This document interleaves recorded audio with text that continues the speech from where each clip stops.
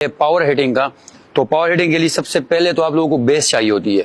Base मतलब कि जैसे आप खड़े होते हैं तो जैसे मैं अपनी तरफ से पावर हिटिंग जब करता हूं तो मेरी टेक्निक डिफरेंट होती है, फास्ट बॉलर पे डिफरेंट होती है और स्पिनर पे डिफरेंट होती है।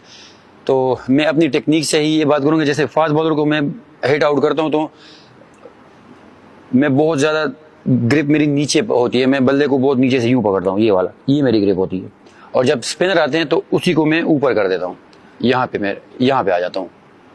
अगर किसी ने देखा नहीं तो आप अगर PSL में मैं जितने भी हिट्स मारता हूँ तो मैं बैट को यहाँ पे से पकड़ लेता हूँ, क्योंकि स्पिनर पे आपको बॉल की लाइन में पहुंचना होता है, क्योंकि बॉल दूर पड़ता है तो आप पहुंचे तो जितना भी बैट आपका बड़ा होगा वो इजीली पहुंचेगा वहां से। मैं जब जाता हूं तो मैं ऑफ स्टंप लेता हूं, जैसे ये ऑफ स्टंप है तो आप बाहर से पूछ लेते हैं कि ऑफ स्टंप, ये गार्ड हो गया, और फिर यहीं पे खड़े हो जाते हैं। और अगर फास्ट बॉलिंग आ रही हो तो ये खड़ा हो गए। पावर हिटिंग जो है ये आपके सबसे पहले तो आपका माइंड क्लियर होना चाहिए।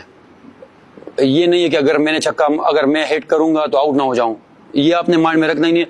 आपने ये करना है कि मैंने सिर्फ बॉल को मिडल करना है, और आधा भी आपका मिडल होगा तो वो बाउंड्री से बाहर जाएगा, ठीक है। तो आपने पहले तो खुद पे यकीन रखना है कि मैं आधा भी शॉट मारूंगा तो ये बाउंड्री से बाहर चला जाएगा। सबसे पहली बात तो ये होती है, क्योंकि अगर आपके माइंड में ना हो कि यार, या आप सोच रहे हो कि यार मैं मारूंगा शॉट तो आउट ना हो जाऊं या मुझे लग ना जाए, इस एज पे ज्यादातर यही होता है कि यार कहीं बॉल लग ना जाए, ठीक है। लेकिन मैं अपने एक्सपीरियंस से आप लोगों को ये बता दूं कि जितना आपके दिल में डर होगा कि मुझे लग ना जाए तो आपको उतनी ज्यादा लगेगी। जब आप किसी के साथ मैच डालेंगे तो आपको कभी भी नहीं लगे, मतलब कभी भी नहीं लगेगी, और अगर लगेगी तो वो जो है ना, मतलब कहीं बहुत कम एक आधी लग जाएगी। वरना तो फास्ट बॉलर का क्या करता हूं मैं, ये नीचे से पकड़ के बैट, मेरे माइंड में पहले ही होगा कि मैं आधा लगेगा तो छक्का होगा। ये यकीन आपको होना चाहिए कि मैं बड़ा हिट मारने लगा हूं, लेकिन आधा भी लगेगा तो पहले आपके माइंड में यकीन हो।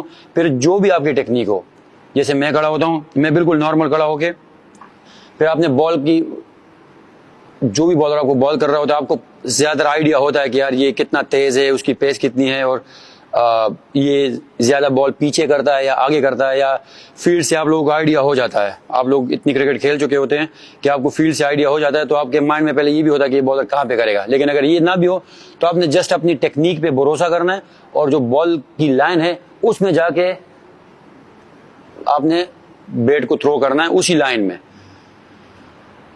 तो सबसे बड़ी जो चीज है वो तो आपकी बेस हो गई, और दूसरा आपने जाके सिर्फ उस लाइन में बैट को घुमाना है। लेकिन अब मैं जब भी अपने मतलब मेरी बेस स्ट्रांग होती है और मैं बैलेंस में रहता हूं तो मेरी पावर हिटिंग होती है। लेकिन जब भी मैं क्या करता हूं, अक्सर बॉल को बहुत जोर से मारने के चक्कर में मेरा जो फ्रंट फुट है वो ओपन हो जाता है। मैं क्या कर, जब जैसे अब मैं बहुत ज्यादा जोर से मतलब हिट मारने के चक्कर में जैसे यूं, तो मैं यूं कर देता हूं, तो बैलेंस भी मेरा आउट हो जाता है और जो बेस है वो भी मेरा हिल जाता है। तो फिर कभी भी मतलब यहाँ पे मैं अगर 10 शॉटें मारता हूँ तो 10 में से 1 कनेक्ट हो जाती है यहाँ पे। लेकिन अगर मेरी बेस भी मजबूत हो और मैं लाइन में आता हूँ यहाँ पे, तो 10 में से 6-7 कनेक्ट होती है। 100% किसी की भी कनेक्ट नहीं होगी। ये आप लोग हमेशा याद रखिएगा कि अगर आपको कोई फुल टॉस भी फेंक रहा हो, अंडर आर्म भी फेंक रहा हो, तो 100% जो है ना वो प्रैक्टिस में भी और मैच में भी मतलब वो कनेक्ट नहीं होगी। तो आप लोगों ने ये माइंड में रखना है कि अगर 10 में से आपके 5-6 बॉल मिडल होते हैं तो ये आपका अच्छा दिन